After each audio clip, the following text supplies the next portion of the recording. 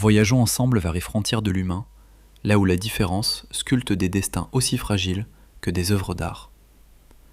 Numéro 10. La famille de Hyderabad, la dignité à hauteur d'homme.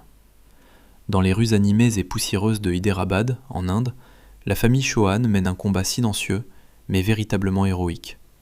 Sur 11 membres, 9 sont atteints d'achondroplasie, une forme de nanisme qui influence chaque seconde de leur existence. Dans un pays où les infrastructures sont rarement pensées pour les personnes à mobilité réduite, et encore moins pour celles d'une petite stature, leur quotidien ressemble à une course d'obstacles perpétuelle. Imaginez un instant le défi que représente le simple fait d'atteindre un loquet de porte placé trop haut, de grimper la marche abrupte d'un bus public, ou de supporter, jour après jour, le regard pesant des passants qui oublient trop souvent la politesse élémentaire. Pourtant, ce qui frappe chez les Chauhan, ce n'est pas leur taille, c'est l'immensité de leur courage. Ramraj Chauhan, le patriarche, a toujours refusé que sa famille sombre dans la mendicité, une voie pourtant trop commune pour les personnes handicapées dans sa région. Ils ont choisi le travail, l'éducation et l'unité. Leur maison est un sanctuaire d'ingéniosité où tout est adapté, des étagères abaissées aux tabourets stratégiquement placés, mais où l'amour n'a pas besoin de marchepied pour s'élever. Ils nous enseignent que la stature d'un homme ne se mesure pas en centimètres à partir du sol, mais par la droiture de son âme et sa capacité à rester digne face à l'immensité d'un monde qui semble trop vaste pour eux. Numéro 9. La famille Manong, les visages de l'éphémère. En Indonésie, la famille Manong vit une expérience biologique unique qui remet radicalement en question notre rapport obsessionnel à l'image et à la fixité des traits. Atteints d'une forme extrêmement rare de dysplasie ectodermique couplée à des mutations osseuses, leurs visages ne sont pas des masques immuables. Au contraire, ils évoluent, se décalent et se transforment au fil des décennies, altérant la structure même de leurs pommettes et de leurs mâchoires. Pour un jeune Manong, se regarder dans un miroir au matin de ses 20 ans, c'est accepter l'idée que le visage qu'il portera à 40 ans sera celui d'un étranger. C'est une leçon de détachement radical, presque bouddhiste dans son essence. Dans une société mondiale saturée de filtres et de chirurgie visant la perfection symétrique, les Manong opposent une sérénité désarmante. Plutôt que de s'effondrer psychologiquement face à cette métamorphose continue, ils ont appris à ancrer leur identité ailleurs que dans le reflet d'une glace. Ils se définissent par leurs actes, leur voix et leur place au sein du clan. Ils sont les poètes d'une identité en mouvement, nous rappelant avec une douceur mélancolique que notre enveloppe de chair n'est qu'un costume de passage, et que la véritable beauté réside dans la force d'un caractère capable d'embrasser l'impermanence totale de son propre visage. Numéro 8. La famille Trapp, les géants au cœur tendre. À l'autre bout du spectre physique, comment s'intégrer quand on ne peut jamais, absolument jamais, se fondre dans la masse ? Les Trapp ont choisi de répondre par l'humour, la bienveillance et l'excellence. Numéro 7. La famille Likoff, le silence sacré de la taïga. C'est sans doute l'une des histoires les plus bouleversantes et mystiques du XXe siècle. En 1936, pour fuir les persécutions religieuses du régime stalinien, Karp Likoff et sa femme Akoulina s'enfoncent dans les profondeurs glacées et impénétrables de la Sibérie, emportant avec eux leurs 2 enfants. Ils vivront dans un isolement total pendant plus de 40 ans, à des centaines de kilomètres de toute civilisation. Pendant cette période, 2 autres enfants naîtront dans la forêt, n'ayant pour seul horizon que les mélèzes et le ciel gris de la taïga. Ils ignoraient tout de la Seconde Guerre mondiale, des bombes atomiques ou du premier pas de l'homme sur la Lune. Leur survie tient du miracle. Ils se nourrissaient de racines, de baies, et chassaient parfois des cerfs à la course, pieds nus dans la neige, faute de cuir pour fabriquer des chaussures. Lorsqu'un hélicoptère de géologues les découvrit par pur hasard en 1978, le choc culturel fut sismique. Les enfants Likoff, bien qu'instruits par leurs parents grâce à une Bible et quelques livres de prière, n'avaient jamais vu d'autres êtres humains. Leur histoire nous interroge sur l'essence même de la condition humaine. Peut-on être pleinement humain, sans technologie, sans confort moderne, avec pour seule richesse le lien familial et la foi ? Aujourd'hui, seule Agafia, la dernière fille, survit encore dans cette solitude majestueuse, refusant de rejoindre le monde moderne qu'elle juge trop bruyant et vide de sens. Elle est le dernier écho d'une famille qui a prouvé que l'esprit peut fleurir dans le silence absolu. Numéro 6. La famille Phugat, les hommes à la peau d'azur. Dans les montagnes reculées et brumeuses du Kentucky, les Fugates ont longtemps été le sujet de légendes murmurées au coin du feu. À cause d'une condition génétique rare appelée méthémoglobinémie, qui réduit la capacité du sang à transporter l'oxygène et lui donne une teinte brune, plusieurs générations de cette famille sont nées avec une peau d'un bleu saisissant, presque surnaturel. Imaginez la solitude de ces êtres, isolés non seulement par le relief escarpé des Appalaches, mais aussi par la peur et la superstition des communautés voisines. On les appelait avec une pointe d'effroi les Blue Fugates. Pendant plus d'un siècle, ils ont vécu en autarcie quasi complète, se mariant souvent entre cousins éloignés pour protéger leurs secrets et éviter le rejet extérieur, ce qui, paradoxalement, maintenait le gène récessif actif au sein de la lignée.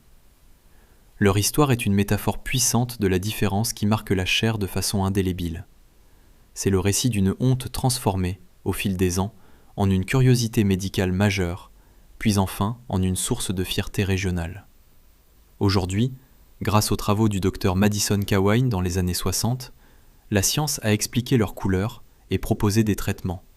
Mais le souvenir de cette lignée azur reste un témoignage fascinant sur la diversité génétique et sur la manière dont une famille peut se serrer les coudes face au mystère de son propre sang, transformant un stigmate en une identité légendaire. Numéro 5. Shemitah et le petit train. Le corps comme carnet de bord.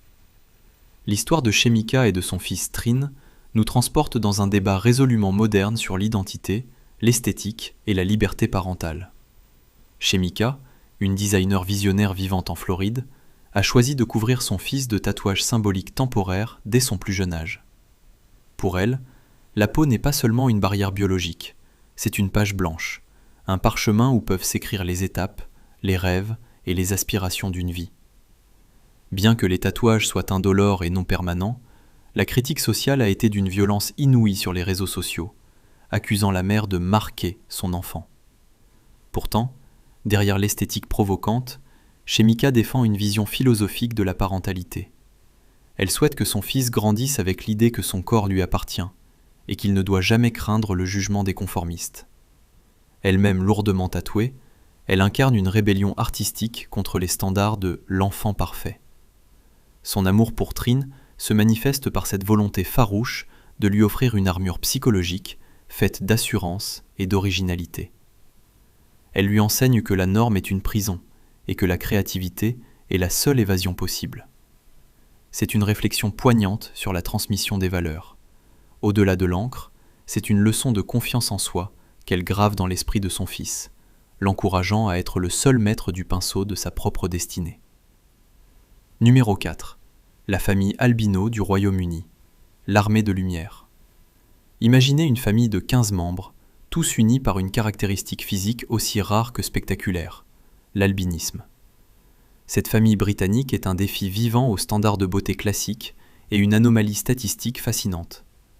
Leur peau, d'une pâleur de lune, et leurs cheveux blancs comme une aube hivernale, les rendent extrêmement fragiles face à la moindre lueur du soleil, les obligeant à une vigilance constante. Mais cette fragilité physique cache une force morale colossale.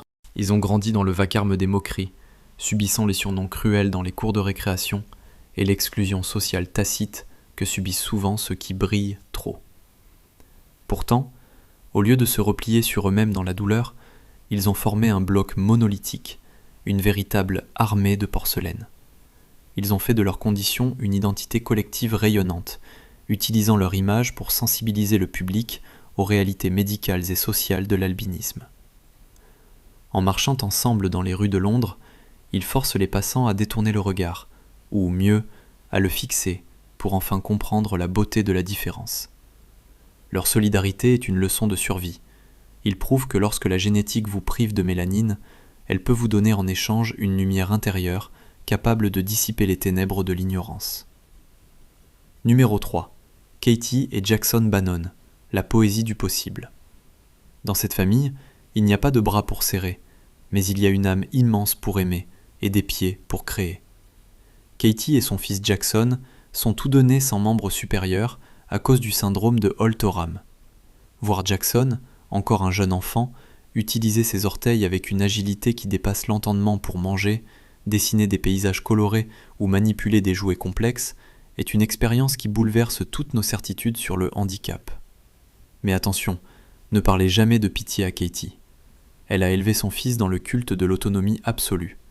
Ils vivent un quotidien qui défie la logique anatomique, prouvant que le corps n'est qu'un outil plastique au service d'une volonté d'acier.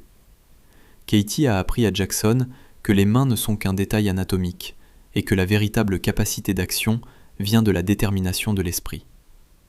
Leur vie est une chorégraphie quotidienne de mouvements adaptés, une danse de la résilience où chaque tâche accomplie, lasser une chaussure avec ses pieds, cuisiner, conduire, est une petite victoire sur la fatalité. Ils nous rappellent, avec une humilité désarmante, que nous nous plaignons souvent de futilité, alors que certains transforment l'absence physique en une présence lumineuse et inspirante. Leur lien est indestructible, forgé dans la conquête quotidienne de la liberté de mouvement. Numéro 2. Valentina Vassiliev, l'éternel féminin et le miracle de la vie. Pour comprendre l'immensité de cette histoire, il faut remonter le temps jusqu'à la Russie rurale du XVIIIe siècle. Valentina Vassiliev n'était pas une femme de légende, mais une paysanne dont le destin a défié toutes les limites biologiques de l'espèce humaine. En l'espace de 40 ans, elle a donné naissance à 67 enfants, 16 paires de jumeaux, 7 séries de triplés et 4 séries de quadruplés. Un record mondial qui semble presque relever de la mythologie, et pourtant documenté par les archives locales de l'époque. Mais au-delà du chiffre vertigineux, essayez d'imaginer le cœur et le corps de cette femme. Chaque grossesse était une promesse de vie arrachée à la dureté du climat russe et à la pauvreté. Valentina représente la puissance créatrice de la femme poussée à son paroxysme absolu. Elle a supporté des douleurs, des fatigues et des responsabilités que l'on peine à concevoir aujourd'hui. Sa lignée, si l'on suit l'arborescence généalogique, se compte aujourd'hui par milliers de descendants éparpillés à travers le globe. Elle est la racine d'un arbre immense, une figure de proue qui nous rappelle que l'instinct maternel et l'endurance physique peuvent devenir des monuments à la survie de l'humanité. Son histoire est un hommage à toutes les mères de l'ombre, qui, par leur sacrifice, assurent la continuité de notre passage sur Terre. Numéro 1. Jono Lancaster, le miroir de l'âme et le triomphe du soi. Au sommet de notre voyage se trouve Jono Lancaster, un homme dont le visage porte les marques du syndrome de Treacher-Collins. Né avec une structure faciale sévèrement altérée, sans pommettes et avec des problèmes d'audition, il fut abandonné par ses parents biologiques seulement 36 heures après sa naissance. Jono a grandi dans l'ombre étouffante du rejet, luttant contre une dépression profonde et le sentiment d'être une erreur de la nature. Mais son parcours ne s'est pas arrêté dans l'obscurité. Il est devenu l'une des résurrections les plus spectaculaires de notre époque. Il a pris une décision radicale. Son visage, loin d'être une malédiction ou une source de honte, serait son message d'amour au monde.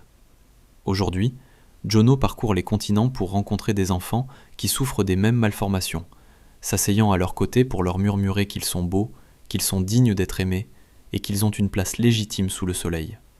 Il a transformé sa plus grande blessure en sa plus grande force, créant une fondation pour soutenir les familles dans le besoin. Jono ne cherche plus l'approbation ou la pitié dans le regard des passants. Il a trouvé une paix intérieure qui irradie à travers ses traits uniques.